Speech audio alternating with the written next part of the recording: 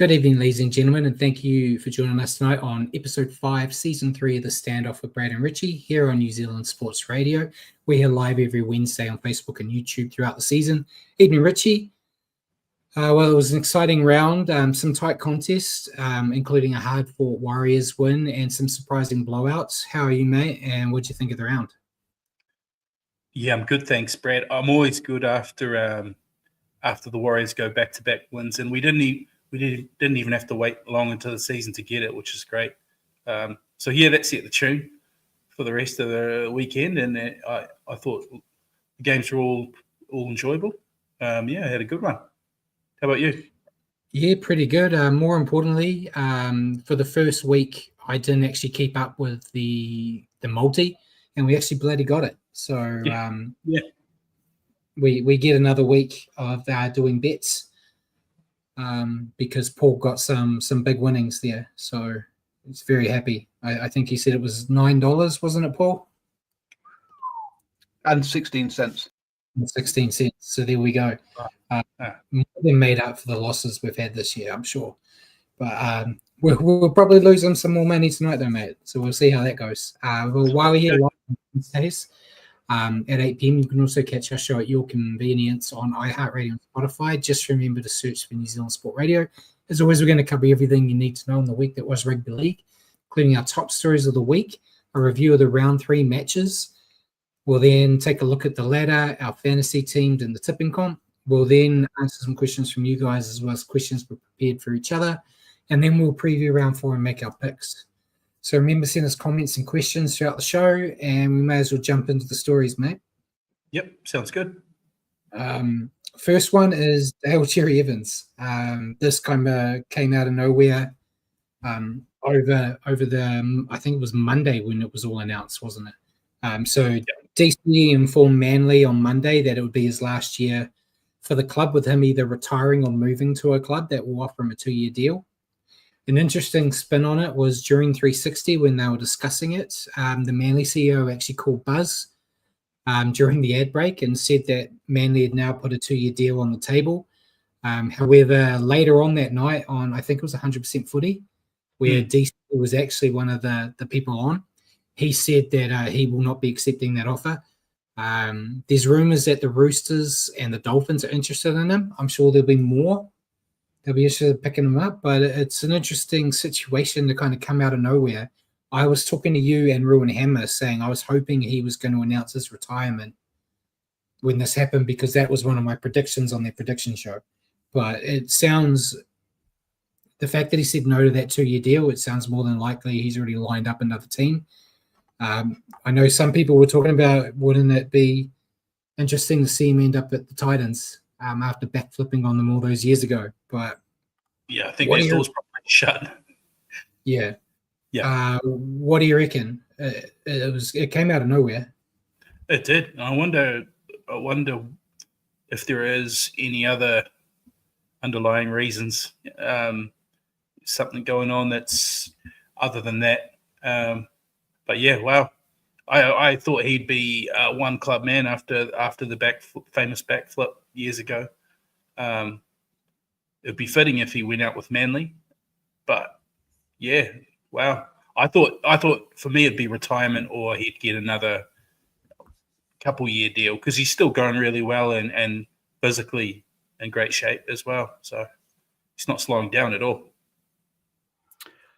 Yeah, just to apologize, seem to have some technical issues tonight about getting comments in from YouTube, so I'm going to have to do them verbally rather than posting them up. But yeah, Jacko says, yeah, smells like another DCE Titans rhetoric backflip. Yep, and yeah, Bjorn again. True DCE play, isn't it? Yeah, I can do it. Oh, well, there you go. You can do it then.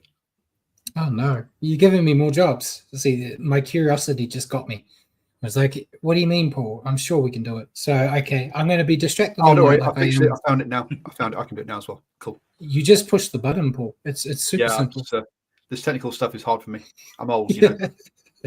Okay. So, yeah, there has to be something going on. I guess he might have been offended that they didn't offer him the deal. He kind of said on it that Manly were only really interested in offering him a deal if another team offered him something.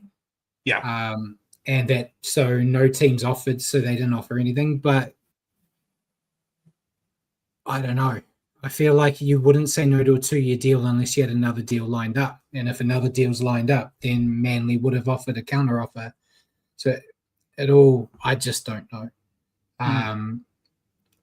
But yeah, I know there was some of the media were talking about how he got married and he didn't invite the coach to the wedding and things like that, and that's why there's a riff or what have you. But I was thinking about going, if or when I get married, I don't know if I'd be inviting my boss. So yeah, I don't know. But yeah, Jacko said, I really don't care what happens to DC, but I'd love his bank balance. Yeah, ain't that the truth? Speaking of bank balances, the Knights are rumoured to be planning and offering a new 3-year deal for Kalen Ponga, and that they're prepared to offer him up to $2 million a season if there's a salary cap increase with the next TV deal.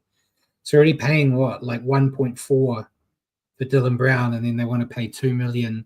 Yeah, to Kalen. That's a lot of money on 2 players, man. But they really are loading up on those 2, hey? Yeah, well, I think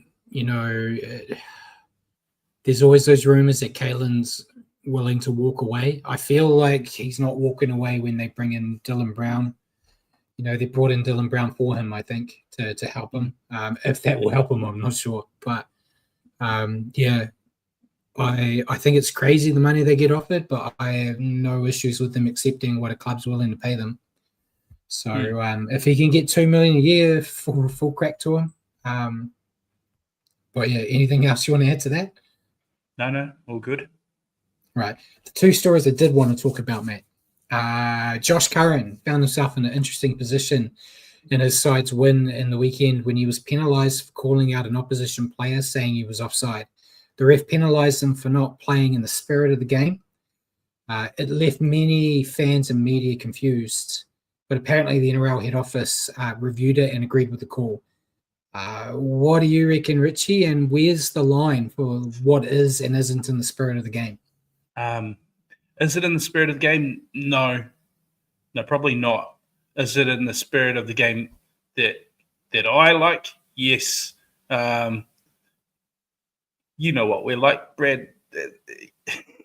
There's a Thug Life banner that flashes up on the screen for a reason. It's just gamesmanship. It's not great, but yeah, I don't really care. There was nothing in it. I am more. There it is. There's nothing in it. I'm more leaning towards penalising a team when they're ahead by like a try with 2 minutes to go or a minute to go, and every play the ball takes them 20 seconds because they're acting like they're out on their feet. That's not in the spirit of the game. That's delaying tactics. And I think that's worse than standing behind the ref and saying you're offside and tricking some dumb Australian who doesn't know the difference. He's just helping. He's just helping the ref. But yeah, that ref was under a lot of fire in that game for not doing his best. So I think Curran should have been commended instead of penalised for trying to help the ref out. And he was wrong. He wasn't offside, but how many wrong calls did the ref make himself? So he got one wrong. I feel it's another one of those you do this. Is this a line of the sand moment where now anything you say, is it to say, we'll talk about him later, Dylan Walker. He was played the Warriors later on this year, and he yells out like Metcalf's nickname to get him to pass him the ball because they played together and you might trick him. Is that against the spirit of the game? No, that's just trickery. And, it's the dark arts. The dark arts. Some of us aren't as talented as the other players, so you got to find leg ups in other ways. Yeah. So, Paul, I'm sure rugby union based, you're going to say like he should be suspended for life, right? Oh, no, I'm not going down rugby, Tommy. But this spirit of the game, it's just like, let's just have a catch-all thing for anything we feel like penalising this week. It's a bit of a joke, right? Do you want to have a whole team of referees on the pitch? No, you want to have one referee, to be honest. But yeah, it's just it seems a bit bollocks to suddenly do that. But yeah, Jacko says, a lot of NRL players say far too much on the field. Maybe concentrate on playing, not yapping like idiots. Some of us are better yapping American players, though. You gotta find what you're good at. Yeah. So yeah, and unless you're going to mic them all up and have it as part of the entertainment, then maybe shut up. But it's just too hard to know what the definition of what the spirit of the game is when you've got head-high shots and stuff going on, and you're trying to kill each other. I really don't know. You go to the yappy spread. I'm very quiet on the field. You can't do the dark arts if you're publicizing what you're doing by talking everywhere. You got to be a ninja in the shadows. So I'm not that way. And plus, you used to play around full teams of enormous Polynesians. You wouldn't want to say the wrong thing. Yes. You got to pick your moments. Yeah. That's for sure. And yeah, Jagger said, oops, that's what we do here, I guess. Yeah, that's why I retired and I sit here talking about it instead of trying to play. So I can yap to my heart's content. Now, this is the one I wanted to talk about with Paul. He got a little bit excited when I broke it down. The Rabbitohs are investigating their mascot, Richie the Rabbit, after a video appeared online of him looking to have pushed a young Sharks fan. They'll conduct an interview to get his side of the story. That has happened. Charlie Gallico, I think is how you pronounce his name, I think they said he's 85 or 87, something of that matter. He's quite an oldie. He is the mascot and he's publicly apologized, which is a bit different to his first interview where he said, I'm sorry if I did something wrong, but I don't think I did something wrong. Which sounds more like a Brad apology, but yes, it does. He's come out and publicly apologized and will meet the child in person for a face-to-face apology. I saw the video. It feels like it was a miscommunication. It looked like the Sharks fan tried to high-five the rabbit, but missed. So he hit the rabbit, and then the rabbit pushed him in response. I would normally say you can't do that to a little kid, but if you look at poor old Reggie the rabbit, he's 4 foot tall on a good day. So they were eye to eye. It's still not good, but I feel like it was an honest mistake, and he wasn't out on a vendetta. Looking at it, if it's a clip I've just found online, it's hardly it's a soft push. He's not pushed the kid over. I mean, come on. I mean, geez. I would have done worse. Gorman teacup. No, really. But yeah, I feel like that it's just what's going to happen nowadays with the cameras everywhere, that if you see something, if this had happened before the cameras, we would have probably heard a funny yarn about it and then moved on. But it seems like it's all done and dusted. There's going to be no punishments on him. It looked like an honest mistake.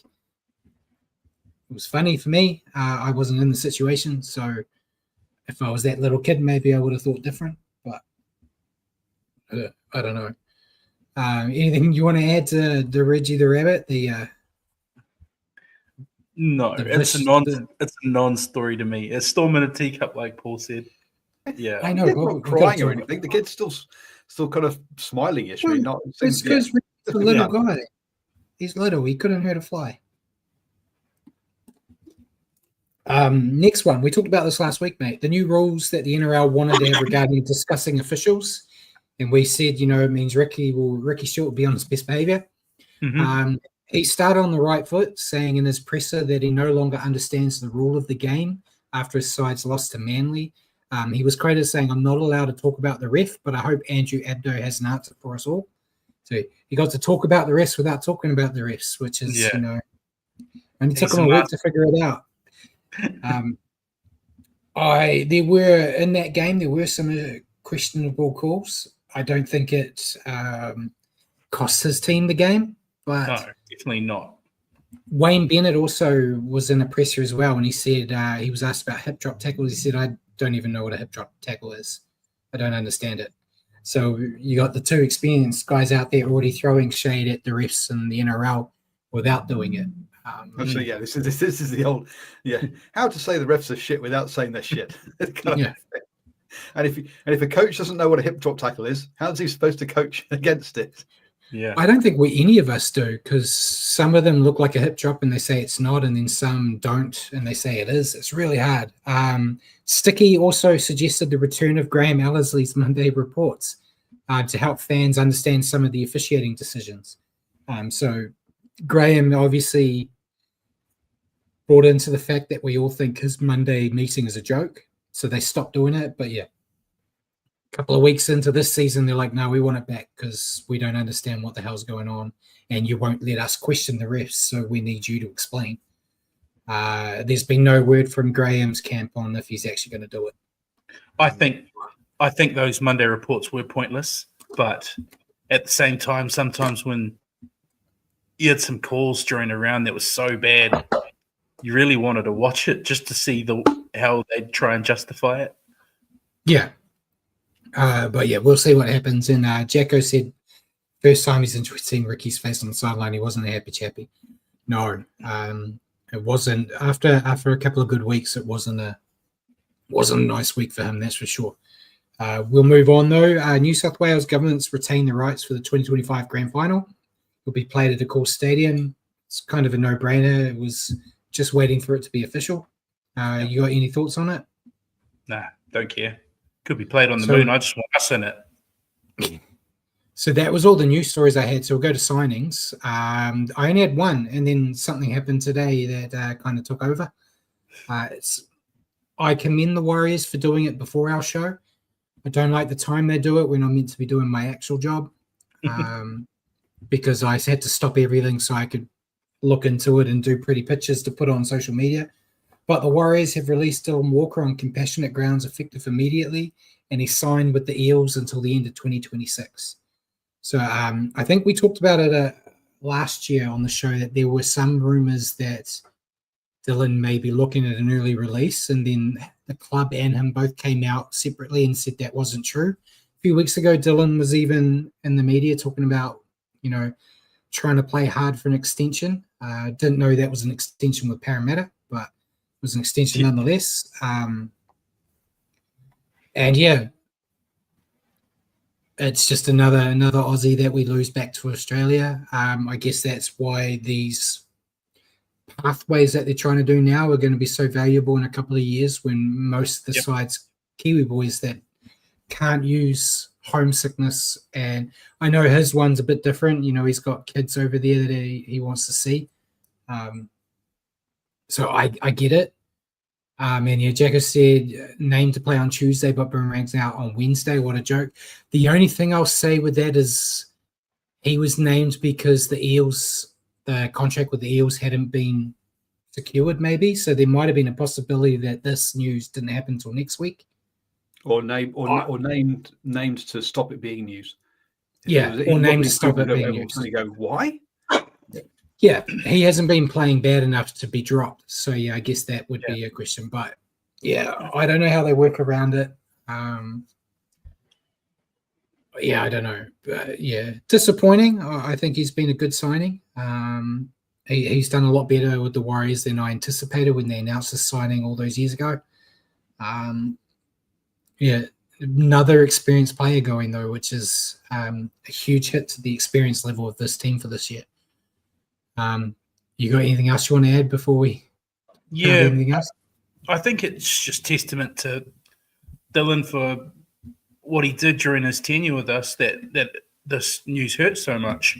I think he's contributed a lot in his brief time here, and yeah, I'm sure we'll miss him. He can be a jack of all trades, and his ball playing off the bench and energy off the bench will definitely be missed and very hard to replace. Yeah, and Jagger said, please, he got paid 6 months' salary for 3 games. I think the club needs to answer some questions as he wanted out last year. Yeah, I don't know behind closed doors. I think if he was adamant and you knew it was going to be inevitable that he left, then maybe let him go last year was the right call. I know in their press release today, they said they really wanted him to stick around for the rest of the year, similar to what they did with AFB, but it hasn't happened. So maybe that's why they pushed, because they thought they could squeeze another year out.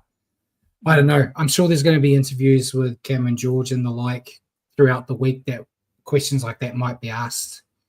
And Bjorn said he didn't hear about it today. See, that's why you got to keep an eye on my socials, Bjorn. You're always on my Twitter. I put it out there for you. We'll see. And last signing was just the Knights have extended Phoenix Crossland until the end of 2028. They had to quickly lock him in before they run out of money to give people. Yeah, true. So, any thoughts on that? Seems like a no-brainer for them too. I think he's been playing really well. Yeah, that's a no-brainer. All right, injuries. I haven't even got all of them, mate, but there's so many. Yeah, some bad ones. Some bad ones. So, Taniela Paseka from Seagulls, he ruptured his Achilles during the game. He's going for surgery. Season's over. Massive loss for Manly there. Big blow. Keno Kinney hasn't been 100% confirmed yet, but he had a neck injury in the week, and it looks like he may need surgery and also will be out for the season. Yep. Big loss for the Titans as well. Dylan Lucas, he injured himself injured his hamstring at training. He's out for 6 weeks. So massive loss for the Knights. RTS from the Warriors also did his hamstring, and they said it could be up to 8 weeks. That's what the Warriors said today, I believe it was. Massive loss for us, and I give him credit. He did his hammy earlier before he went off. That's why they got the 40-20, because he couldn't run back to get it. Yeah, and then he still made a try-saving tackle before he finally went off. I saw that 40-22 and I was yelling, where the hell was Roger? Not knowing what he was going through. I didn't know he was hurt, and I was yelling horrible things at him in the stadium for myself. Felt real bad when I figured it out later. But massive loss there. Jerome Hughes broke his hand in the Storm Panthers game, going for surgery, and will return around round 6. Nick Meaney also in that game has a broken jaw from friendly fire from Big Nelson. He'll be out 4 to 6 weeks. Nathan Cleary, unlike Jerome Hughes, who got hurt and played on, he got a head knock and went off and only played 7 minutes. He landed on the back of the head, not the chin, so that's why it didn't help him out. But he is going to miss a week for the stand down.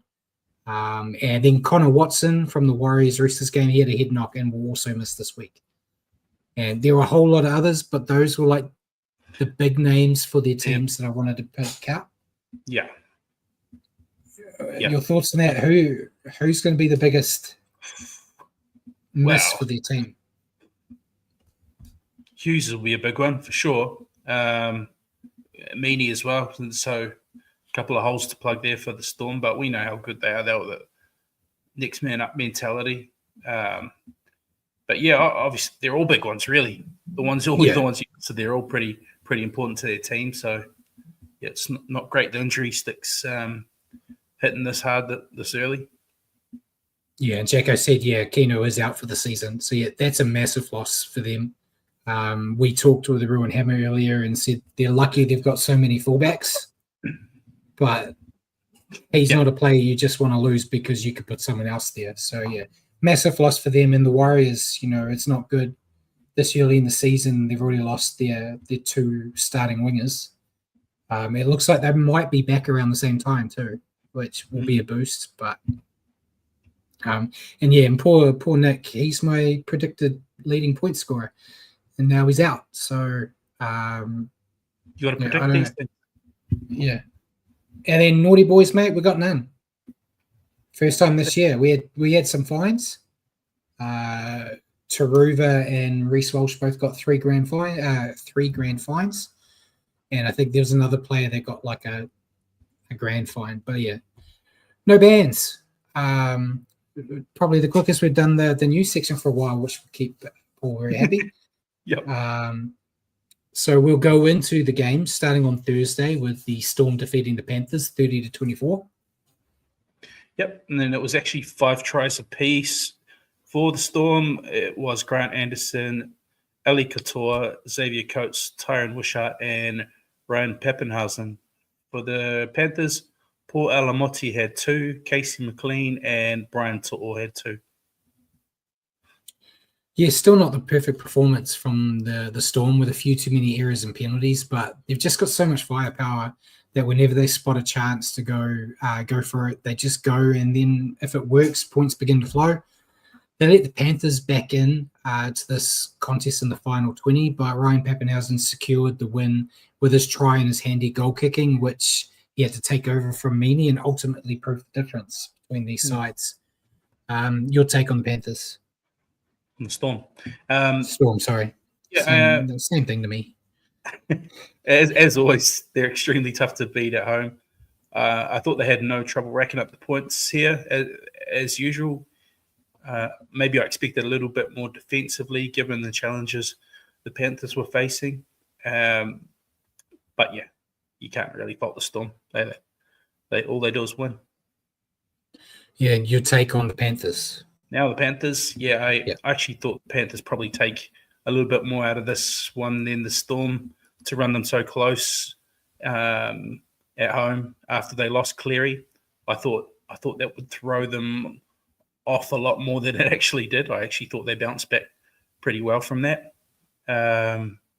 Especially this year without Luai. Yeah, I thought Cleary going off, I wrote them off straight away, but I thought they hung in there pretty well and actually, ran it pretty close at the end.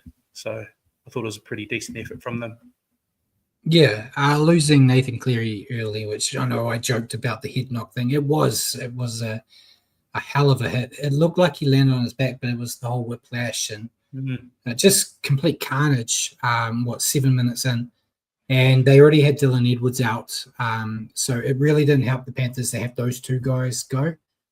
But they showed improvement from their disaster against the Roosters, despite a clanky attack without Cleary and struggling forwards like Liam Martin, who was dropping the ball left, right, and centre. It was a real bad night for him.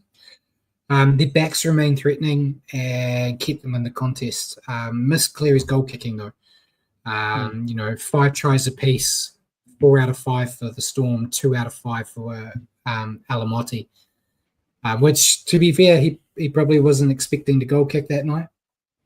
But yeah, I feel like an idiot every time I say it, and I say it every year, mate. There looks like there's chinks in the armor starting to appear, but I do expect a strong bounce back this week. I think they don't have Cleary again, but they've got a whole week knowing they don't have Cleary this time, so they'll be prepared for it. Your player to stand out? I actually went. I love this guy from the bottom of my heart, Ali Couture. We were actually messaging about him on our group chat with Ruin Hammer. I was saying how much it sucks to see him play so well. He's just the gun, one of the best back rowers in the comp now. Yeah, I went with him too, and Paul Scott Bryan all topped fantasy with 63, and Katoa was the top for the Storm with 47. Katoa, I think we've said it a lot on here. I think the best thing for him was to leave the Warriors. I think he's grown so much with the Storm. Does suck seeing him play so well over there. He was also a player I didn't want to leave the Warriors. It's not like I was begging for him to go. But yeah, it's great just seeing him succeed. We've had a couple that have gone to the Storm and kind of dipped out and disappeared off the face of the earth. So it's good to see him. Yeah, Albert Vetti. Like that. Yeah. We'll go on to the next game, mate. The Warriors defeating the Roosters 14-6. Yep. 3 tries to 1 for the Waz, 2 for Ali Leatawa, and 1 for Chanel Harris-Tavita. For the Roosters, just the 1 try. They got the first try in the game for Nafahu White. Yeah, not the free-flowing scorefest that I may have been expecting, but I was happy with the performance. I know there's a lot of people out there that were real down on it. A lot of the media in Australia were really down on this game, and I think it was This Warriors Life had a potty, and they were talking about it, and they said a 14-6 scoreline at the back end of the year will be praised, but at the beginning of the year it's criticised. So it's all about the time. But I thought it was exactly what I wanted to see from the Warriors. We saw them, have a comfortable issue against who the hell did they play last week there? It's gone out the top of my head. Seagulls. That's how quick the NRL goes, mate. You forget about the week before. So I wanted to see them under some adversity and fight back. They were under a hell of a lot of adversity in Vegas, and there was no way out of that for them. But this one, it could have easily, at that point, 20 minutes in when the Roosters scored, it could have been, oh no, here we go again, and then it all just falls apart. But they dug deep, and then the game, until that, final 15 minutes, it was still neck and neck, and they they found a way through, taking advantage of a real bad Roosters team. Not bad. I'll talk about it later. I didn't mean bad as in bad. I mean, it's just a real off night. Nothing went right for the Roosters. Yeah. But yeah, they just kept plugging away, trying to get across the line. RTS, as we already talked about, pulling that hammy and still making a try-saving tackle was a massive sign of determination. Just shows the heart and character this team has. I may not have predicted a finals appearance for the Warriors this year, but if they stay in the fight like this, they may make that top 8. And Paul was trying to rubbish on our poor team, saying goal kicking an issue. Jacko correctly said goal kicking's fine. Mets missed 2, one off the post and kicked 100% the other week. Yeah, it was just an off night at the boot there for him, and they weren't like Shanks. So it was disappointing he didn't get them, but it didn't cost them in the end, thankfully. But yeah, and Jacko also said great to have a grinding, hard-fought win. Yeah, these are the type of wins that build character that you might need to lean on later on in the season. So I think I talked to you about Manly, saying with Manly at the moment, they have no one can challenge them when they're playing at home, but they can't win away at the moment. Really, they played away once, and it was against us. But the team that played the Warriors versus the team that we saw the 2 weeks in Manly are polar opposites. So you need some of these grindy wins to help build you up. But your thoughts on the Warriors, man? Oh, thanks, Brad. I thought the Warriors were, or both teams, it was a defensive grind of a game. I didn't mind it. Like you said, some people rubbishing it, calling the game a bit tough to watch. But I loved it. I thought the intensity was there from both teams, which kept the score low. You know, there was either good first up tackling or, if not, good scramble. I thought we did really well to hang in the game when it wasn't always going our way, and then sort of in the second half score the go-ahead try and then go on with it. I thought Webby used the bench a lot more to my taste this week, getting a few more minutes, and Leka Halasima I thought was outstanding off the bench. I could see you smiling there, Brad. What a talent he is. I just want to see more of that, and we may now do with Walker leaving. We may now see more minutes out of whichever young gun wants to put their hand up like Leka did on the weekend. But also a shout out to Chance for his outstanding game as well, in a milestone match as well. I think 50 for the Warriors. It's just a classic Chance performance. A whole lot of running meters, all action. So I thought he did well. Yeah, and Jacko said, geez, we kept Chookies to one try. D's improved a lot since last year when we likely would have lost this game.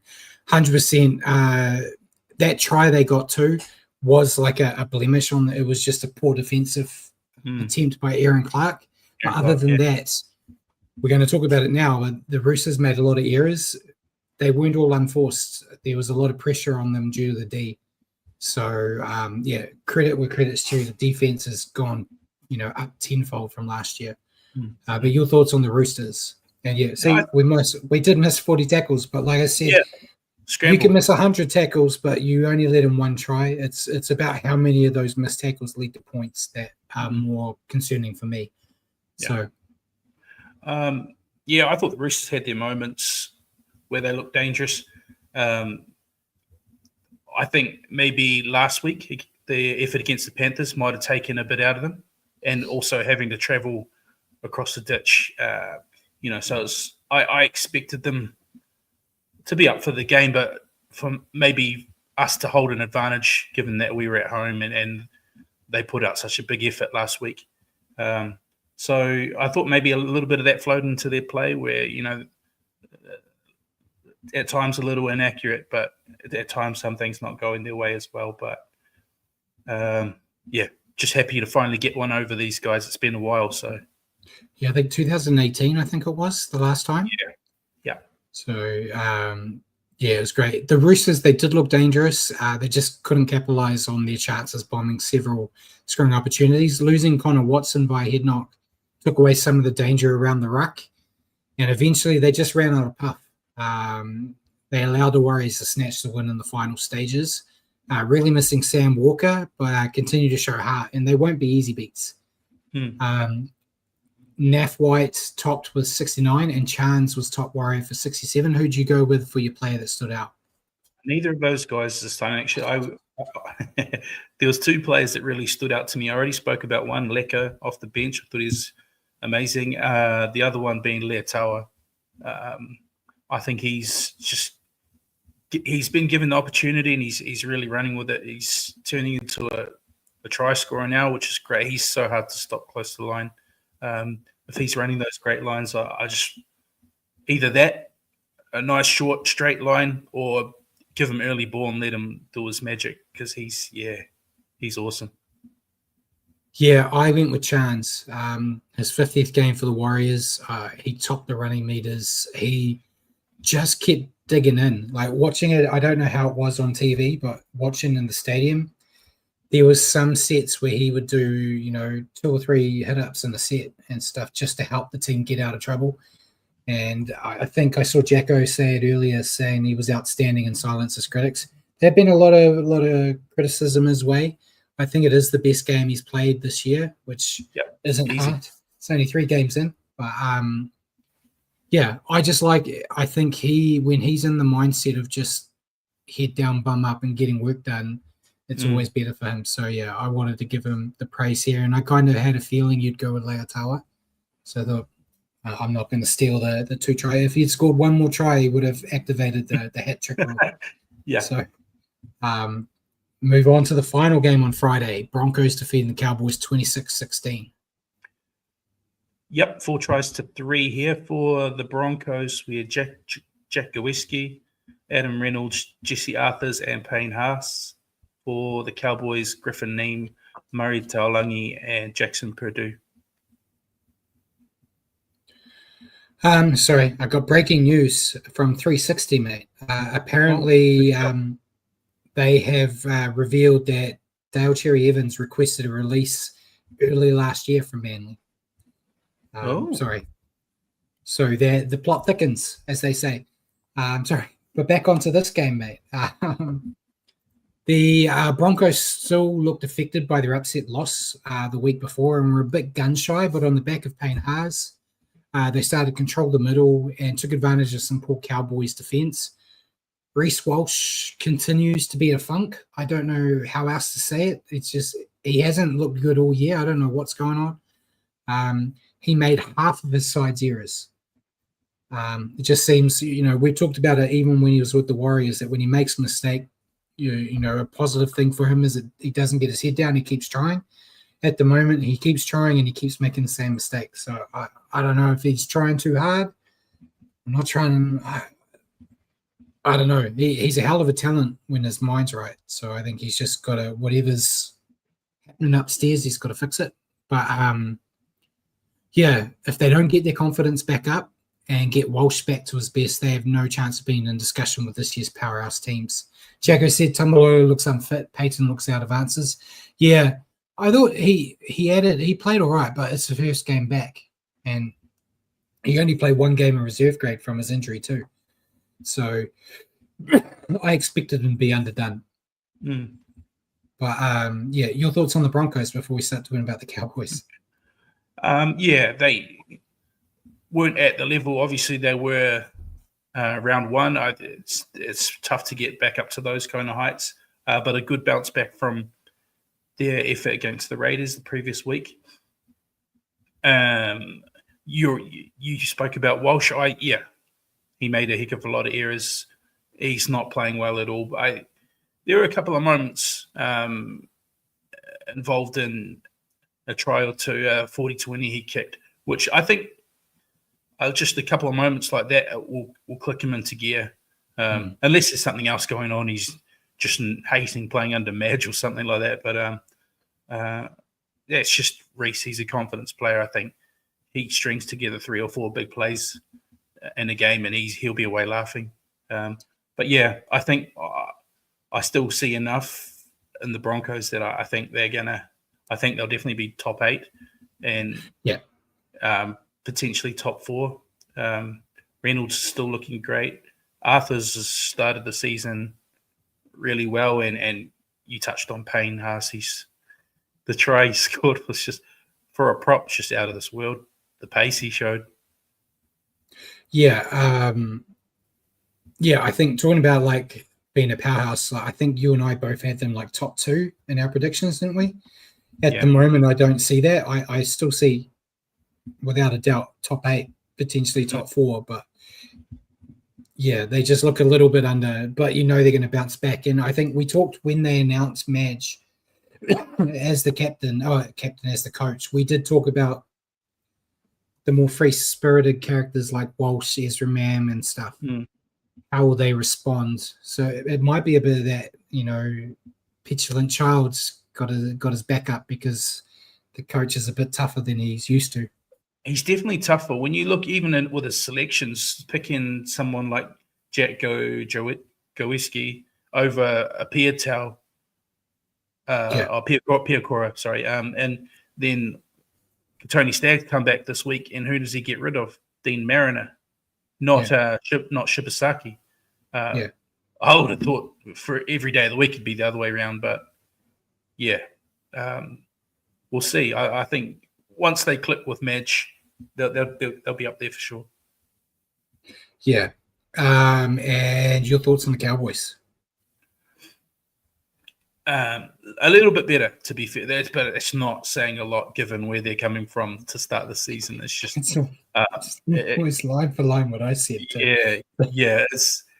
They've just started the season so poorly out of the gate, and all their big players who you expect to be at least 7s or 8s out of 10 every week, your Drinkwaters and guys like that. No, you're not seeing a lot out of them. No. So I don't know if it's a case of Todd Hayden losing the dressing room, but I think there's definitely a lot of pressure there for him now. He's on the verge of losing his job. So. Absolutely. But yeah, who knows? We've seen this from them. I think we spoke about last week, where I think last year they had a really poor run, and then they went on a fantastic run that turned it all around. So they've got that in them. But yeah, the year they won the grand final, they were 0-3 at the beginning of that year. Yeah, I'm not saying that's going to happen this time either, but it's not looking like that this year. No, but for me, I'm looking at a bottom 8 team so far. Yeah, 100%. I still think they're going to be fighting for that spoon with a couple other teams. So. They did just what you said. I've got here. They looked better in comparison to the previous 2 rounds, which isn't saying much. Tom Lolo, admittedly, as he was a bit underdone, he still added some strength up the middle, which allowed them to play some footy. But the confidence is low with this team, and the errors. They had 15 errors in this game, which just constantly had them on the back foot, which meant an upset wasn't on the cards. So there you go. They had 15 errors to Broncos 10. And they conceded 7 penalties. So if you're doing that, you ain't winning footy games. No, the Broncos conceded 7. Sorry. Well, then, see, at least they won the penalty count. They just couldn't do anything with it. And hands, that's what needs to be fixed first if they want to start getting some wins. If they can hold on to the ball, they do have talent that can score for them. So, And Payne Haas tops with a massive 106. He's also second on the Dally M table with 11 points. Who'd you pick? Had to go with him. He was head and shoulders, and everything else well above everybody else. I was tempted, but I'm a bit. I read what I write, as we know.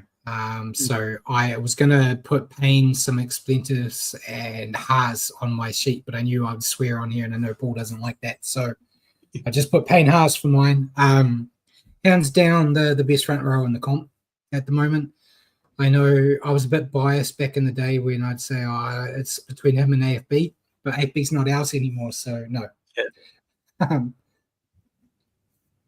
Yeah. He's amazing. And he's really responding to Madge. Not that he wasn't responding to Walters last year. It's just, he's head and shoulders above the rest of the front rowers in the comp at the moment. With what he can do.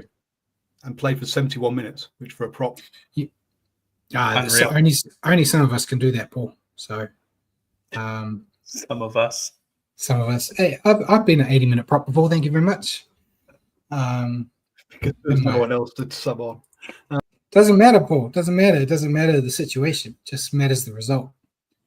So, yeah, we'll move on to the next game. The Sharks defeating the Rabbitohs 27-12.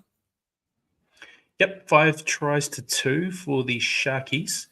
Nico Hines, Brendan Nakora, Kale Iro, Will Kennedy, Braden Trindle. Also 3 from 5 for Nico Hines and a field goal for Braden Trindle. For the Rabbitohs, Jack Whiten and Jamie Humphreys, 2 from 2 for Humphreys off the tee. Yeah, Sharks hit the ground running in this one and looked to really rattle the Rabbits before they knew what hit them. The backs were breaking the line almost at will. AFB continues to impress. He ran for almost 200 meters in this game. And Hines and Trindle had plenty of time together, time and space to do damage. Took the foot off the gas in the second half, which they'll need to work on as they need 80-minute performances if they wish to be a contender come finals time. Before I give it to you, I know a lot of people give Nico stick.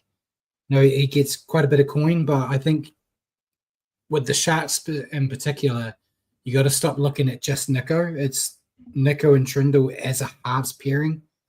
That's what makes them good. You can't expect Nico to do everything on his own. I could say you could expect Trindle to do it all on his own. He seems to be that kind of player. But I think they work best together. But yeah, I think Nico, it comes with the territory. He gets all the praise when they win and he gets all the negativity when they lose. But I personally, out of the two, I think Trindle's the better playmaker. And I really like Trindle. And Jacko kind of said it. That's what makes the partnership work. So Trindle's kicking game is lethal, and they just let Hines run when it's on. That's how they work, So I think if you can get them working consistently together like this, they're going to be real hard to beat, especially with AFB up front. I think the biggest reason behind those kind of talks with Nico is 1, his salary, and 2, the number he wears on his back. When in reality, Trindle is more of the classic 7 in this team, and you're right. It's more of a partnership. They know who to go to when one of them's got the hot hand, but Trindle was more of the 7, but they just wear the numbers the other way around. So I feel for Nico a bit in that regard, but it all went downhill for him when he went downhill for him. No, I guess, but when he changed from being Nico to Nicholas, that's when it rubbed all the fan. They're like, mate, you're not leaguey anymore. You're poshy. You're going to go play for the Wallabies soon with a name like Nicholas. Well, he won Dally M, and then ever since then, everyone expects a lot from him, or they give him crap if he's played. They've won and he gets 6 points, Dally M points, but not really done a lot for those points. He's just a guy.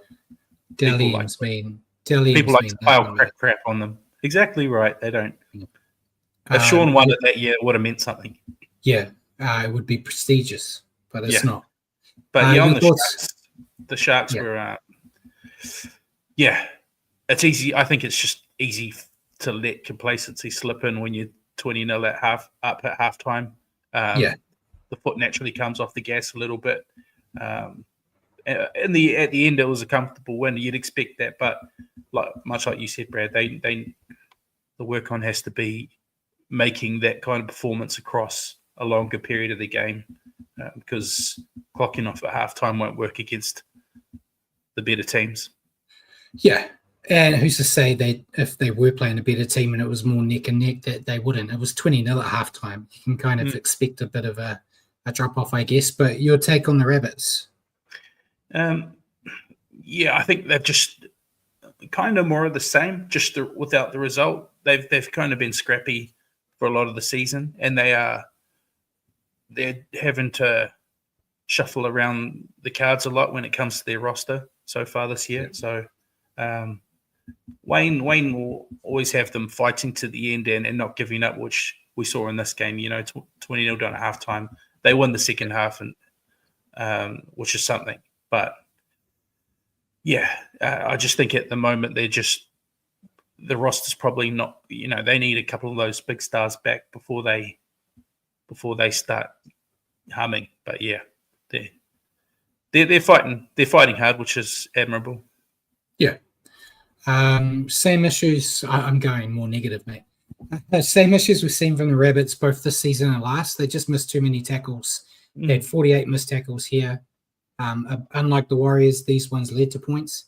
And they had 12 errors. Errors being their issue for like the last 2 or 3 years. They do play with spirit, though, like you said, and they kept the Sharks reasonably honest. But they need an injection of spark in their attack. And the pending of Latrell Mitchell, him coming back, and Alex Johnson, they're both coming back soon. I think Johnson back this week. I don't know if he was named this week or not. I did see they were saying round 6, but I can't even see who are they even playing this week, mate. Oh, they're playing the Panthers. Johnson is in. He's named at wing. Yeah. So he's back, but still no Latrell. And Jagger said even with Bennett coaching, Rabbits will still struggle to make finals. Oh, I think so. Yeah. Yeah, I can't remember if I don't think I put them in my top 8, or I may have put them at the bottom of it. I'm not sure. But that we've got Mulatalo top fantasy was 76 and Nico Hines had 74. Who did you go with? I actually went with Nico to give him his props for the exact reasons you were saying, Brad. I think when he goes well, you got to give credit where credit's due. I went with Mulatalo. He had 2 line breaks. He had a try assist. He was just really dangerous out there. And it gives, everyone's watching Hines and Trindle, but if you got those big backs out there that can just do what these guys were doing in this game where they're breaking line at will, it just makes them more dangerous. It's harder to cover everybody. So I wanted to give him some props because I thought he did well. Especially since he didn't get on the scoreboard. I think he played a big part in the tries they got, but he didn't actually get one himself. So I'll give him a little bit of props. Next game, the Tigers defeating the Dolphins 30-18. Ye of little faith, mate. You didn't back the Tigers here, mate. So I was so on the fence, and I wish I did because I would have got my 8 from 8. But yes, I turned my back on them. I thought it was fins up, but not to be. 5 tries to 3 for the Tigers. Sunia Taruva had 2. Talon De Silva, Alex Seyfarth, and Api Coruscant got the game winner, or the sealer, I should say. And for the Finns, Jack Bostock, Herbie Farnworth, and Cody Nikarima. Yeah, Tigers continue to impress me. It looked like the Dolphins had their number in this game, but then Tigers defended well and forced errors. They took their moments and made them count and had scoring threats everywhere, as we talked about already this year. Terrell May was strong again, and they just seemed to be clicking and working and playing as a unit, which we haven't said about the Tigers for years. And it should make for a tough team for the Warriors to have to play this week. Yes, unfortunately. I thought they looked good as well, Brad. They a little bit of struggle in the first half, but I thought probably more down to the Dolphins being up for the game at home in Redcliffe in front of the full stadium. So I thought the Dolphins were up for it more than anything. But once the Tigers got going, especially in the second half, I think the attacking threats they have out there, the new recruits, we're seeing it start to gel a little bit and bearing fruit. Sunia Taruva's crossing over for tries. They just look excited. It's a big worry for me this week. I think they're going to be tough to beat, especially in Campbelltown. But I think they're looking good. And your thoughts on the Dolphins? Yeah, Jacko's right. The Bennett curse is set into the Dolphins. I thought they came out well enough. Like I was just saying, I thought they were up for it at home, but it's almost like losing's become a bit of a habit so far, and it's not the kind of start we've seen from the Dolphins in their first couple of years. So that's a bit of a concern. They've got enough talent there where I think they can avoid spoon territory. But we want to start seeing them convert some of these games into wins soon. Yeah. They look set to finally get their first win of the year after an improved first half. But something happened to them at halftime. That's all I can say, because they handed the Tigers this win on a platter. They gave away stupid penalties, couldn't hold on to the ball, throwing it away. They struggled to get their stars like hammer the ball and let him cause havoc. Like, he felt like he never got it. He never got to change gear at all. He just was completely contained, which that's like the key to victory for them a lot of the times, is getting him and Isako and all those guys out into the open spaces. Yeah. I can't explain what happened here, but Christian Wolf needs to get his side on track quickly, as the next few weeks are tough matches. I looked at the next 3 weeks, they're all against big dogs. So, yeah, they really needed this win because they're looking at possibly the next month without being able to get one. So, that curse, I don't know what Bennett does to clubs when on his last day there, but he knows how to screw them over. It's crazy. Herbie Farnworth, top fantasy, was 74, and Terrell May was top for the Tigers with 70. Who'd you go with? I had to go with Terrell May. He's pretty much to the Tigers what Payne Haas is to the Broncos, just for such a big guy, got that big engine and does endless work, endless hit-ups, a bunch of running meters, got offloads. He's the whole package, and there's a reason why he's top in fantasy almost every week. Yeah, I went with him too. I still struggle to understand why the Roosters just let him walk out. He even didn't want to go. He wanted to be a Rooster, and then they were like, we don't want you. You don't fit with what we've got. And I just think how better the Roosters may be if they had Terrell May out there with them. Oh, yeah. Very happy to see him go to the Tigers, and really they're giving him exactly what a young player like him is craving. He wants to be a leader, and they're giving him the perfect opportunity to show that he's leader material by leading that pack. It's such a young age for him, and it's just got a flow effect. I think we had a mention from Jacko earlier that the Tigers are beatable, but Api Carousel is the man. Api Carousel is just, he's relishing getting to snipe out a dummy half after a Terrell May run and a quick play the ball.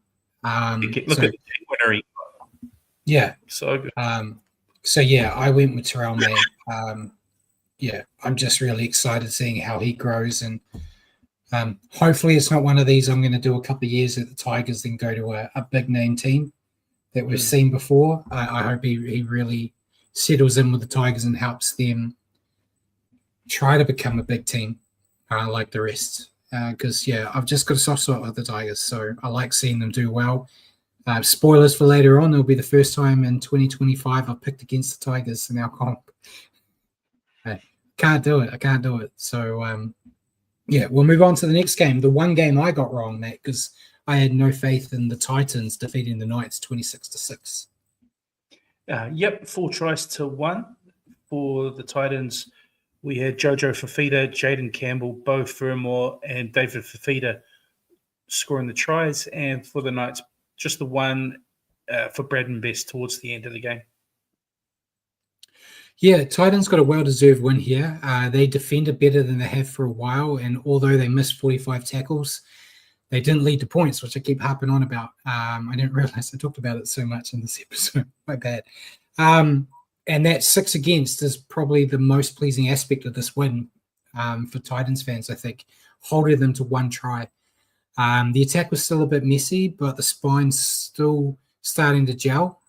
Unfortunately, that's all changed this week now with the exit of Kinney, but there is a decent football side in there if they can continue to improve that defence, as that's all that's really holding them back at the moment. Jacko said Big Tino plays well leading from the front. Titans are hard to beat. well, we can say that as Warriors fans because they seem to have the Warriors number. But yeah, with him, he was kind of the difference between them being a contender or being a has-been last year. When he was out, we kind of wrote them all off. I think, yeah, they are getting better. I'm not pushing them to be finals contenders, but they're definitely going to be one of those sides you can't just walk in and expect to win against. But your thoughts on the Titans? Yeah, I thought it was a really good win from the Titans. I thought Jaden Campbell looked really good off the back of a good effort from the Titans forwards. They seem to get up over, win the battle over the Knights, and actually forced a fair few mistakes out of the Knights. And the Titans were good enough to capitalize and score points. 12-0 at halftime. Like I said, the Bradman Best try was in the 74th minute, so right up to near the end of the game, it was 26-0. The Knights were really poor, but I think that's the best we've seen the Titans' defense in quite a while. Minus the 45 tackles, obviously, but they only conceded the 6. So the way they were cleaning up those misses was good. But yeah, I just thought it was a really solid win. Nice bounce back from them. Hopefully they can use it as a springboard. Yeah, I was just looking at their team list to see who they put at fullback, and they've kept AJ and Jaden in the halves, and they brought in Jalen de Groot. Oh. So I thought maybe Jaden Campbell had gone back there. But no. He must really want that as his halves pairing.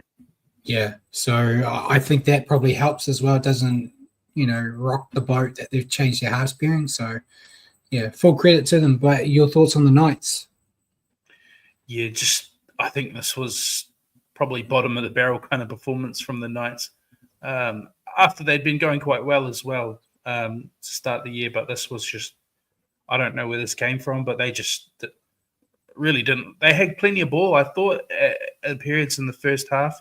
They had a lot of ball in good field position and just couldn't capitalize. And I think, obviously, Ponga not at his best, not up to the level we've seen from him so far this year. He's kind of the barometer with the Knights. If he's not going well, the Knights aren't going well a lot of the time. But yeah, I think this is the kind of game for the Knights. They just want to flush it and move on. Yeah, I went straight to the point, I think, looking at my notes. Knights are rubbish here. Simple as that. They were not on the same page as a team. They couldn't keep hold of the ball in the wet weather. May have been another case of a team taking their opposition lightly.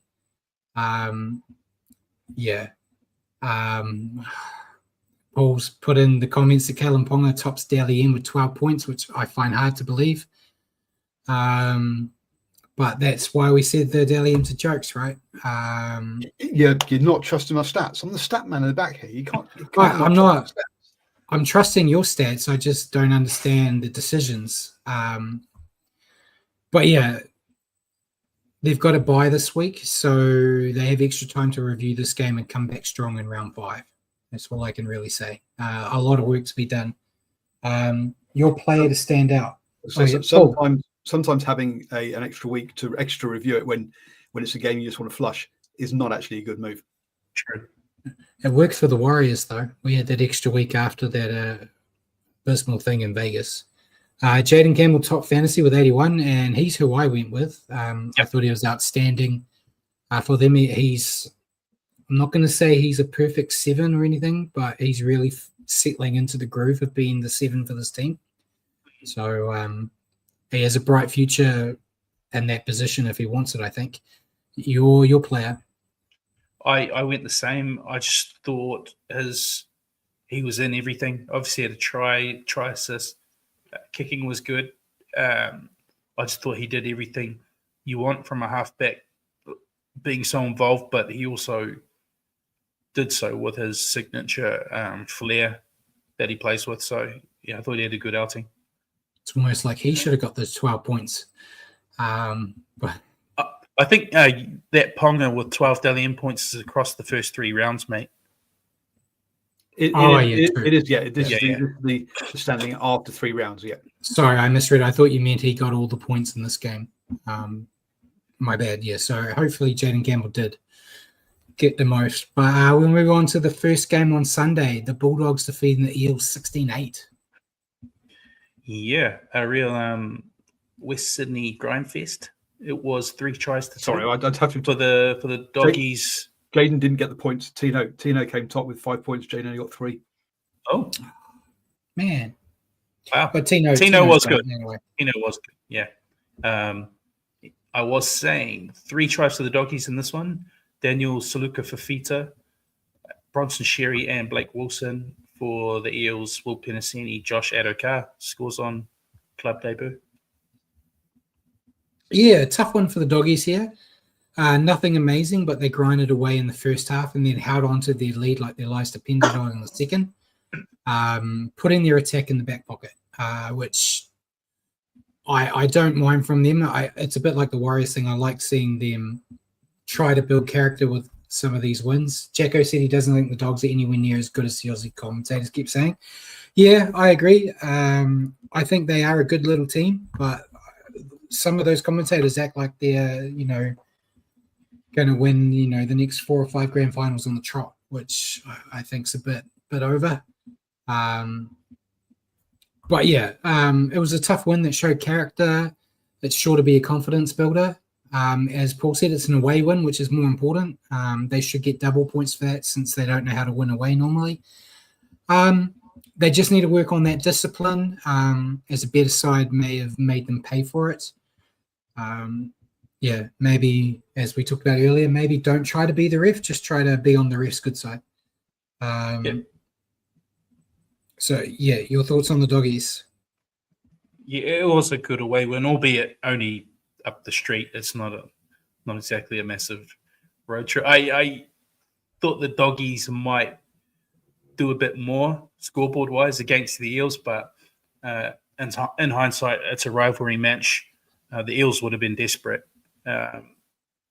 So I think, for what it's worth, the doggies pick up the result, and that's what they'll be happy with. Kind of similar to our game against the Roosters, scoreboard-wise. It's not a game people are going to remember 2-3 years down the track, but the result's all that matters for the doggies. They heap the misery on the Eels a bit more, and walk away with the 2 points.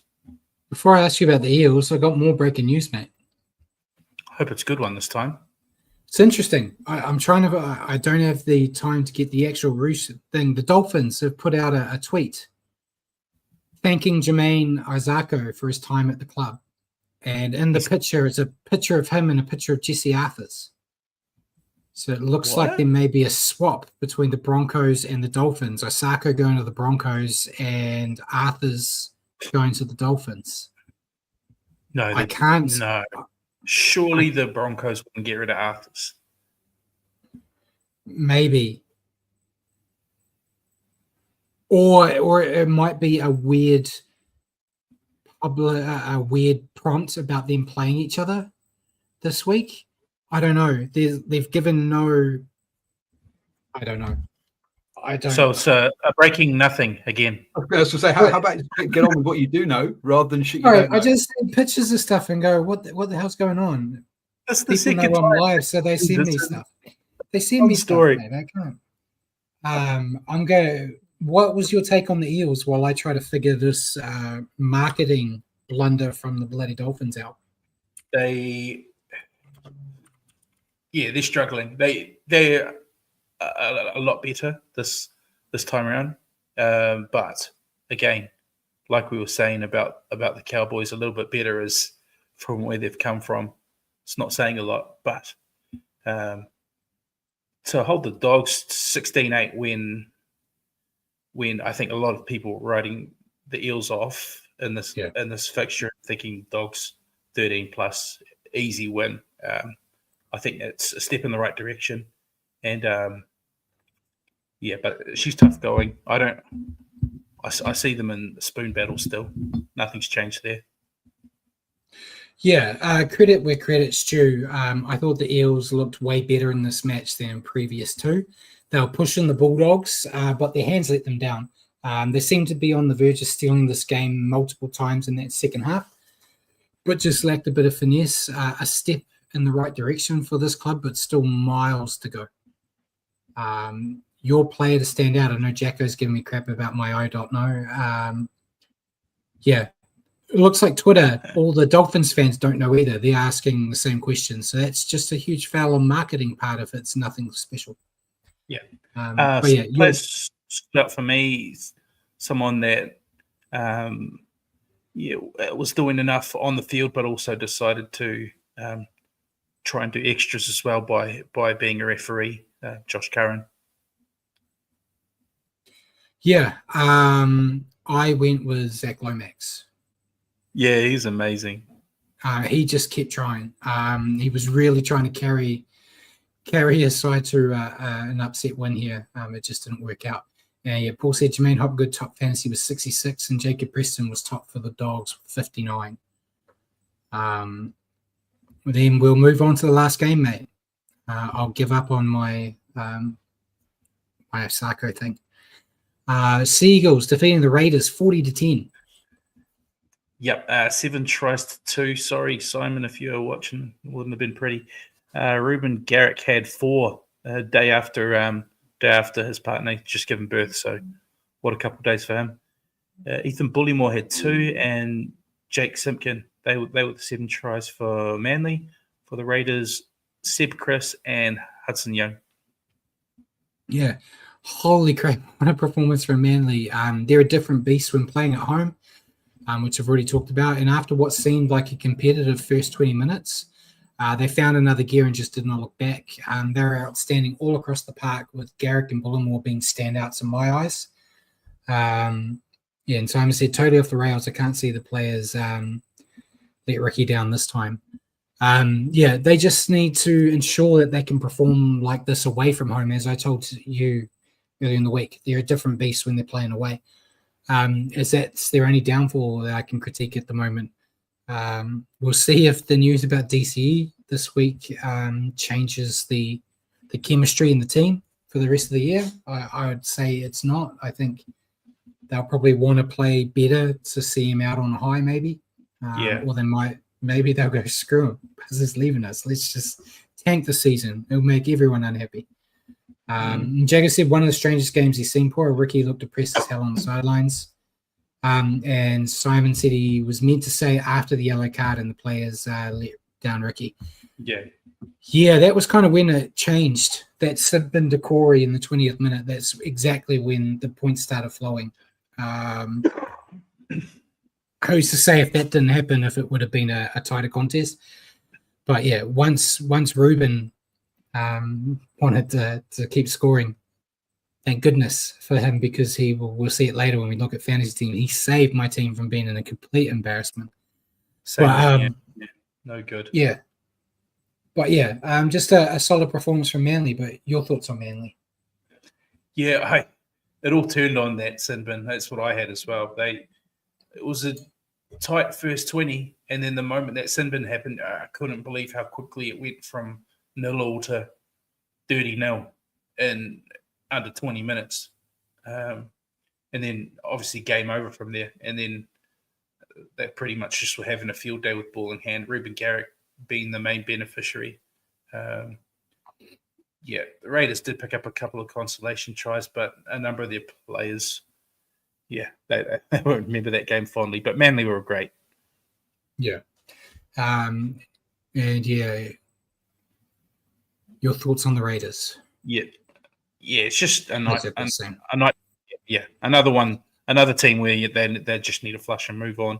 Felt sorry for Seb, Chris, guys like that, who he's had a great start to the year, but he picked up a try here, but defensively all out at sea in this one. And it's just pretty much the whole team, where not where they have been over the first 2 weeks. Over the first 2 weeks, I believe that's where the real Raiders is, but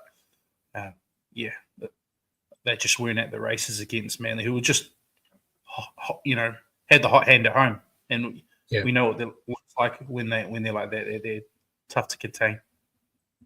Yeah, and like Jacko said, it was something like 11 set restarts to Manly. Yeah, they just had everything going their way, which you can see why Sticky was a bit questioning the refs and whatnot. But yeah, apologies to Simon and the Raiders for handing in the Seagulls in a bad mood. They were barely in this contest. They were starved of the ball and were just too ill-disciplined to wrestle momentum out of Manly's hands. Such a big drop-off from the previous 2 weeks for the Raiders, but this week's match against the Cowboys gives them a chance to blow this poor display out of their system and get back into the groove. So it's a positive. It's not like they're going straight from this into like a Panthers or a Storm or anything like that. So they get a nice one, hopefully. If they lose to the Cowboys, then who knows? Ruben Garrick, top fantasy with 97. Who'd you go with? Had to go Garrick. It's not even the hat trick rule.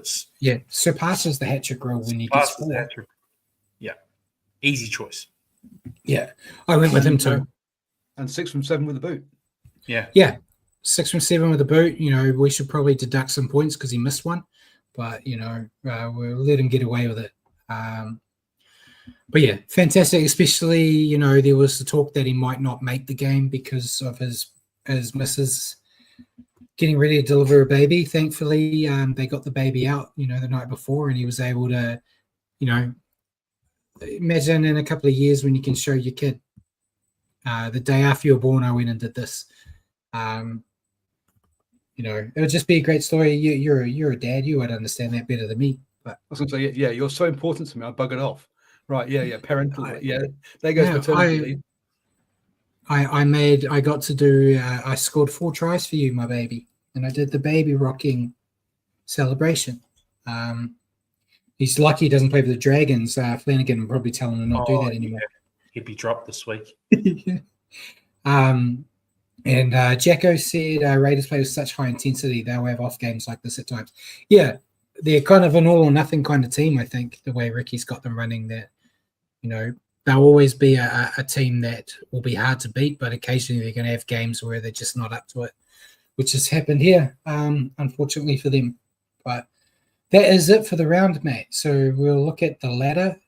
I had top 8 last week, so you can take it.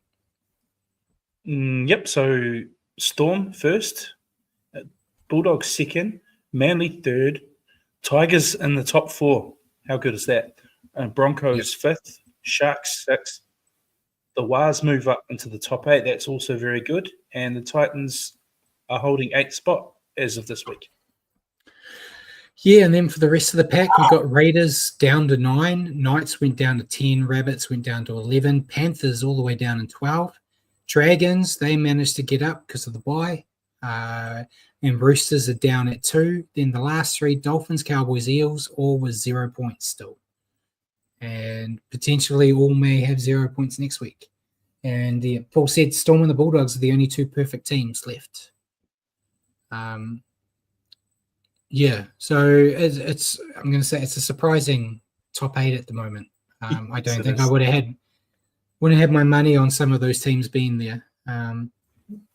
But yeah, hey, we'll see if they're getting there early is one thing, but staying there is the other. So we've got to see if the Warriors, the Tigers, and the likes, if they can, keep their heads above water and stay in that top 8. Yep. And then we'll go to fantasy. We don't have to do this long, mate. No one can see it really well, but Richie, you got 622, and I got 639. So you are 123,003 in the world on 52,357. Basically, a nuke came and annihilated both our teams with Cleary getting injured, and I had Connor Watson who got injured. Just everyone got injured. Yeah. You had Meaney. I didn't have Meaney, but I had Ruben Garrick though. Xavier Savage had a stinker. Yeah, Garrick saved you. He did very well. I lost in my comp though, so I think I've gone down to 8th or 9th in my comp, which is disappointing because I want to win the ring and the money. So, but it's my first loss, so I'm hoping I got no Ponga this week because of the bye. So I had to do a few changes. I got rid of Dylan Lucas after I heard the 6 weeks. So yeah, hopefully a bounce back next week. And then we'll go to the one that people actually care about, tipping comp. Pretty good. Everyone got 6s and 7s except for Simon, who got the lowest score at 5, but he is still in 3rd. ACT Hellcat, is 1st. Bjorn is 2nd. So well done, Bjorn, if you're still here. Then Simon 3rd, Michael Pazzuto 4th, Harry Poppins 5th, your boy Mac is 6th, and I'm 7th. And then that Roscoe finishes the top 8, and then you out of the 8 guys, the boy from SMB is 9th, you're 10th, and Hammer's 11th. I'm coming, mate. I'm coming. It's still neck and neck, a couple of good rounds. And Bjorn's very happy that he's 2nd. I'm coming for you. This may have been a good time to use that joker, but would have been the perfect time. Would have got there. That's the tipping comp, still neck and neck. So we'll go to questions. I think we answered everything, didn't we, Paul? Yeah, pretty much. But so we've got 3 teams that are win now. Then Dolphins, Cowboys, and Eels. Who's the worst team in the NRL currently? Oh, mate, you're just stealing my question. Why are you doing this, Paul? What your question was? Paul, what are you doing? Well, we'll put my question out to you, Richie. We have 4 teams left without a win. Putting your prediction hat on, which team out of the Dragons, Dolphins, Cowboys, and Eels will end up the last team to secure a win? And then, like Paul said, be the worst team. Yeah, it's without having had a look down the next few results for each team. I'm going to go. I gave you this question on Monday. I'm going off gut. Yeah, but you had research time. Yeah, that would make my opinion informed. We don't do that here. Off gut feel, I'd say Parramatta. Yeah, I just think they're in. All of those teams are in a fair bit of trouble to start the year, but Para seems a little bit deeper. Yeah, that's a pretty safe bet. I'm looking at that. May not be. I'm looking at the Eels now. They have Manly this week. Then they have the Dragons. So one of them will break that losing streak. Then they have the Raiders. Then they have the Tigers. Then they have the bye. Then the Sharks. So they have to beat the Dragons if they want to win, because I think they'll lose every other game. Hold on. Dragons. We're just cheating now. Dragons have Storm this week. Then they have the Eels. Then they have the Titans. Then Manly. So they will go down to those 2. Who are the other teams I said? Dolphins. Cowboys. Dolphins and Cowboys. Dolphins have Broncos, Titans, Panthers, Storm. So Titans may be their shot. And then Cowboys have Raiders, Panthers, Rabbits, bye, then Titans, then Warriors. So it's really going to come down to, I think Cowboys might be the one, mate. Could be. It'll be Cowboys or Eels, I think. I want to say Dragons, but I think Dragons will get the Eels. Me too. I think that's fine. So, I think it has to be the Cowboys or the Eels. Cowboys have a horrible run. So your question for me, Matt. All right. My question's kind of current events. What would your strategy be if you were in charge at the Warriors, given we've just lost Dylan Walker immediately? It could be someone you've got an eye on in the market. Could be I want to promote from within this guy and allocate more minutes to this guy. What are you doing, Brad? Interested to hear. I haven't looked at the market because you didn't give me enough time to research, you bastard. Thanks. But for the team right now with the roster they've got, I would either use Dylan Walker's bench spot for Sam Healy because they're running Wade Egan ragged. And, he's not going to be able to last every round playing 80 minutes the way he's playing at the moment. So Sam Healy, I wanted Sam Healy in my 4 interchange spots anyway. But then does that change the running way Ian Ragged to running Aaron Clark Ragged at lock? So you could also, if you're going to keep Aaron Clark playing the minutes he is at the moment and not moving someone from the starting lineup into lock, you could bring a Jacob Laban in, and Jacob Laban be that guy that comes on and replaces Aaron Clark at lock. I'm not the biggest, knowledge base for this stuff when it comes to the lock. I would just go bugger it. Tohu played almost 80 minutes at there. Let Aaron Clark do it. He's young and fit, and use Sam Healy. But not only I don't want to see. Yeah, that could be it. You could do a move Mitch to lock, but then you're making a prop try to play 80 minutes. True. It's true. I don't know. It's going to be interesting. I assume they've already got a plan. We'll see what the plan is on Sunday. But, at the moment, it would be either Laban or Healy for me, with no research on the topic. But what about you? I'm inclined to look at Healy as well. I kind of want to see him get an opportunity, see what he can do. I think that would fit pretty well. It would keep our team balanced pretty well. Laban, I'm a fan of. I'm a fan of him out as the edge back rower, which is fine. Either one of those guys, but I think Healy edges it for me. I was a little surprised Laban didn't get a look in to start the year, given I thought he was great in the trials and also the All-Star game. But I'm sure he'll get his opportunity. Yeah, I think they've looked at it and gone, we're giving Dimitrik and Leka, 20 to 30 minutes on a good day. We'd rather Laban get 80 in New South Wales Cup than only playing 20. Because out of the three, he seemed the closest to becoming a regular first grader.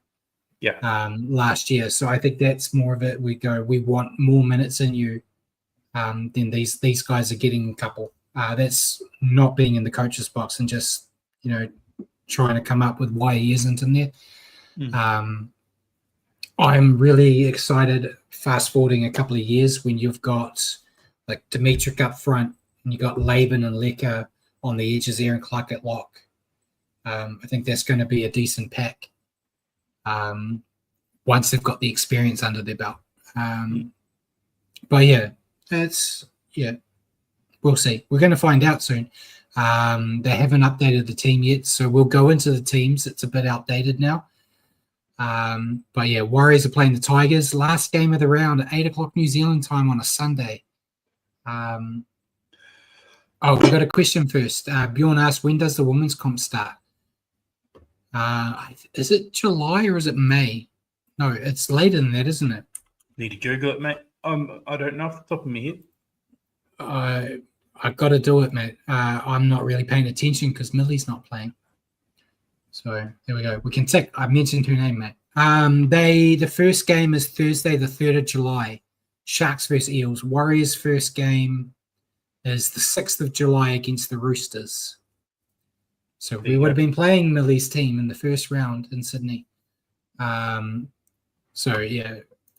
We'll incorporate with a women's team in there now.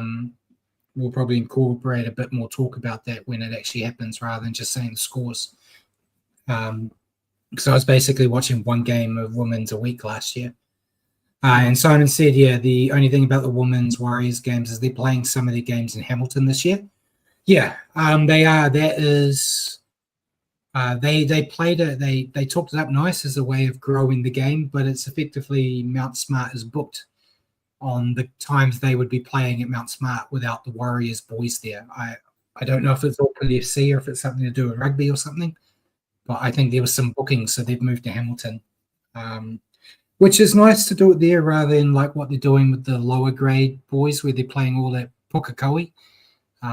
It's not called Steeler Stadium anymore, is it, Paul? It's is it like Quick Build Stadium or something? Is some building something? Smart Homes.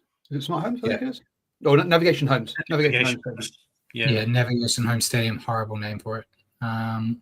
Oh, but I think yeah, perhaps the best NPC ground in the country. I love it.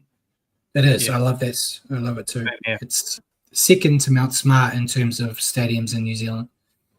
And probably the second one I've been to the most after the Mount Smart too. But yeah, so we'll go through the Warriors team, mate. You want to give us it? It's a bit outdated now, but Yep. I'll just read it as is. But CNK at fullback, on the wings, Tane Tuapiki and Adam Pompey shifts out to the wing this week for Roger Tuivasa-Sheck. The centres are Rocco Berry and Ali Leatawa. The halves, Chanel Harris-Tavita and Luke Metcalf. Front row, James Fisher-Harris, Mitch Barnett, Wade Egan. Back row, Kurt Capewell, Marata Niokore, Aaron Clark. Interchange, 14, won't be Dylan Walker. It says Dylan Walker, won't be him. 15, Jackson Ford. 16, Dimitri Vaiamanga. And 17, Leka Halasima. Yeah, and the extended at the moment, Smarty Martin, Jacob Laban, Sam Healy, Bunty, and Ed Cossey. So the two that I suggested, you kind of said two are on the extended. I assume with what's happened, they'll have the ability to bring another player in to make it the 22 again. So they might add an additional one. I don't know. We're kind of running out of stock at this point. But what do you think of the team? We've got obviously Rocco Berry coming in and Pompey moving out to the wing. I think Jacko mentioned it earlier, saying Pompey coming to the rescue on the wing. I know I give Pompey a lot of grief. I think he is a better winger than centre. And I've always said I'd rather have him on the wing. I think in my review this week when I was saying who I'd pick in the team, I had this lineup and I said it's no disrespect to them, but I trust Adam Pompey on the wing more than Ed Cossey or Morgan Harper at the moment. I know we talked about Morgan Harper when he was announced. I've actually watched him live for 2 New South Wales Cups games, and there's nothing that's really impressed me. And if he was ready for first grade, he would be carving up in that grade. So I'm happy with the team.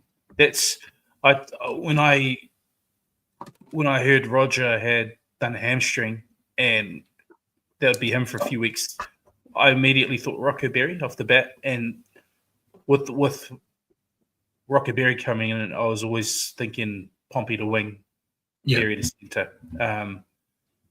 So I'm fine with that. I wasn't accounting for Dylan Walker not being there, so that sucks. But I'd be happy with hopefully Sam Healy coming in, as we spoke about. Yeah, and Bjorn said, Brad giving Pompey a rap, I must be dreaming. I'm going to I've got a spreadsheet that I won't show on here, but I've got a spreadsheet where I record every Warriors game, who scored, and I put in stuff that I use for my reviews every week. I also give a 3-2-1.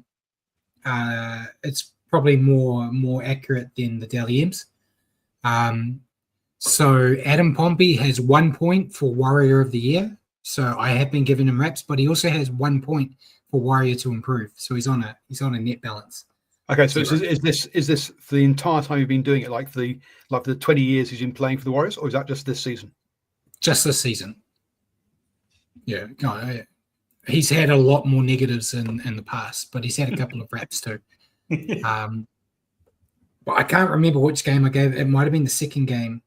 I don't think I gave him, or I might have given him 1 point against the Raiders. He gets -10 for Napier. Oh, It's still not as bad as the Logan Swan -100 against the Eels. No. Yeah. It's better than the Logan Swan one, because when that happened, I have forgotten that Logan Swan was a Warrior, and I will not call him a Warrior for what he did. Adam Pompey is still referred to as a Warriors player.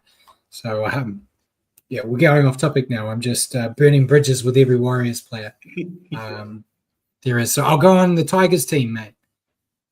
You can't use that one anymore, Paul. One of those players is gone. Dylan's gone now. Dylan's gone. Oh, you're hurting me. He's waving by. Yeah, so Jerome Buller is fullback. Then the wings, we've got Sanua Taruva and Jarrell Skelton. I was really hoping that Skelton's injury in the weekend was a bit more severe because I didn't want him to play us.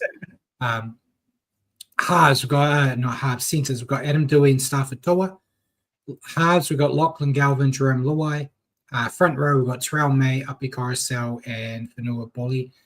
Second row, Sam Fainu, Alex Seafarth, and then lock, we've got Alex Twal. Interchange, Talon De Silva, Royce Hunt, Jack Bird, and Sione Fainu. Good Tigers team. It's basically what we've been seeing every week. Good Tigers team. Playing good rugby league. Playing at Campbelltown. We're hitting new ground here with the Tigers this season on the standoff. So, I'm tipping the Tigers. You're tipping the Tigers? At least one of us has tipped them every week for the first 4 weeks. We're breaking new ground. I have picked the Warriors. It's not going to be an easy game. I think it's going to be another battle. I don't know. I just feel like the Warriors are going to come out and get this job done. As Jacko said earlier, the Tigers, they got weaknesses. I think in my review, when I was previewing this part, I said wrap up Terrell May, stop Uppy, and give Jerome no space. It's not that's not easy. It's not easy, but look, I've just done the coach's job. I told them how to do this, how to win it. So get those things done, and we'll be fine. We'll move. So Simon mentioned that the bookmakers over in Oz have got the Tigers as favourites, but so does the TAB. The Tigers are $1.60, the Warriors at $2.35. But as you disagreed, it's not in the multi. Yeah, and Simon said, just for clarification, is this a Tigers home game? It is, yeah. So, yeah, they play at Campbelltown Stadium, and, yeah, it is classed as a home game for them. So, yeah, no multi on that one. That's probably going to be better for your wallet if you keep the Tigers and the Warriors out of it. So, yeah, first game is on Thursday. We've got Rabbits, Panthers. I've gone with Panthers. Yeah, I think they're going to want to bounce back. And can we say they're going to lose 3 in a row? I don't see it happening. No, me either. No, even Cleary. without Cleary. Yeah, no Cleary. They've won without Cleary before. Yeah, they're heavy favourites at $1.30. Yep. So did you pick Panthers too, Richie? Yep, definitely. All right. First game on Friday, we've got Roosters, Titans. I'll go on Roosters. They're playing at home, and I think they'll be a bit embarrassed by what happened against the Warriors. So I think they're going to come out strong here. And Keanu Keeney is a big blow. He's a big out. Yeah, for the Titans, yeah. Yeah, First game. I think this one's too close to call. Oh, you coward. You coward. Roosters lost their only game at home so far, so you can't even say they're good at home. Dolphins Broncos at Suncorp Stadium, home game for the Dolphins in the stadium they both share. No surprise, I've gone with Broncos here. I think kind of similar to what I just said about the Roosters, Broncos will want to make up for last week. Yeah, Broncos with the away win. Away. Yep, and favourites at $1.20, unsurprisingly. Yeah. Next game, Dragons Storm. Oh, got to do it. Dragons have to get this one right. No, Storm. Storm by half time, mate. Really? Yeah. Probably not. Don't put money on that, Paul. Not by half time, no. But the Panthers and the Broncos are both shorter favourites than the Storm. So the Storm at $1.38 are actually longer favourites than the other two, surprisingly. Yeah, I'm going Storm, but I don't think it's going to be a walkover without Hughes and Meaney. Say if you pick the Dragons, mate, it was going to be a brutal end to the friendship on live on the internet, mate. Sad day still. We got Cowboys Raiders. I've gone Raiders. Bounce back game. Cowboys aren't good. Kind of seems easy. Oh, you're going to pick Cowboys, aren't you? You can't. You just said the Cowboys are probably going to be the team that aren't going to get a win for a while. You can't then pick them straight away. He said Eels. True, that's fair. Okay, I'm actually going to back. I'm going to back the Cowboys there. That's why you're at the bottom of the sipping comp, mate. I'm not bottom anymore. I'm second to bottom. Now this is a very rare occurrence. Both teams are $1.90. Yeah, because they both cannot pick between them. Yeah, because the Raiders don't normally like playing away. Raiders 2 wins for the have been most both at home. They lost away. You're quite right. Yeah. So that's why I make it hard, but I'm backing them here. And then the last game was Saturday, Sharks. Bulldogs are gone Sharks. Sharks at home. Tough game. Yeah, Sharks at home. The Sharks are $1.26. I mean, that's shorter odds than the Panthers or the Storm. But they've not been. Well, they had that loss last week, didn't they? Was it last week or this week? No. It's interesting that they're so heavily tipped. Yeah, and then this would remember the Bulldogs are that would mean that the Storm will be the only perfect team at the end of this round if that happens. And they will be. if they win, yeah. Yeah. And then Sunday we have Manly Eels. Manly, it's at home. I'm scared to see what's going to happen to the Eels at 4 points. Yeah, me too. Manly. And then the last game was Warriors Tigers, which we've already picked. So Manly the shortest odds all weekend at $1.15. Yeah. But they've put over 100 points on teams in 2 games at 4 points already this year. So yeah, has to be. And the Eels, I think the Eels are they the worst defending? I think so. The new ladder doesn't give us for and against that they give us on our beautiful little picture.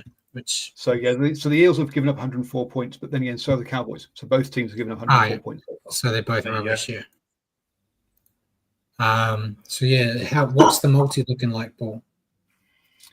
So on the multi, we have got where's it gone there?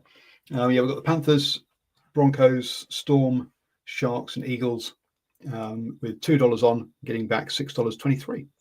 So not as good as last week, but if it comes through, but still. Well, we didn't agree on as many games this week. Yeah. So. I decided I skipped one as well. I thought it was too close to call. Yeah. Yes, gamble responsibly, but you're a coward, Paul. But yeah, anything else you guys want to add before we let everyone go? No, I'm good. I've got it all out. We started the news and we were in quick time. We're almost 2 hours. Yeah. we dragged somewhere.